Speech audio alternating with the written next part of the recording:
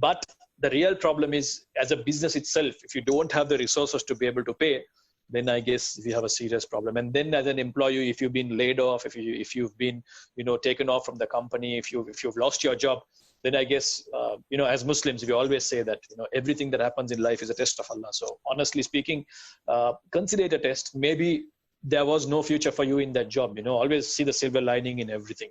I always say that, if something happens, look at the positives, because it's pointless dwelling over the negatives. Why did I get fired? Why was I the one that was fired? There's no point talking about it. Yes, if you know that you have a weakness in you, correct it, no problem. But maybe look at the positives and, maybe this wasn't meant to be, this wasn't my calling. Perhaps my calling is somewhere else. I deserve to be somewhere else, find out what your passion is, find out what you're really good at. Maybe this quarantine period of 14 to 15 days, or maybe I'm sure it'll be longer, you would have, realized what your talents are. Maybe there's something else that you're really good at. Some people are very creative.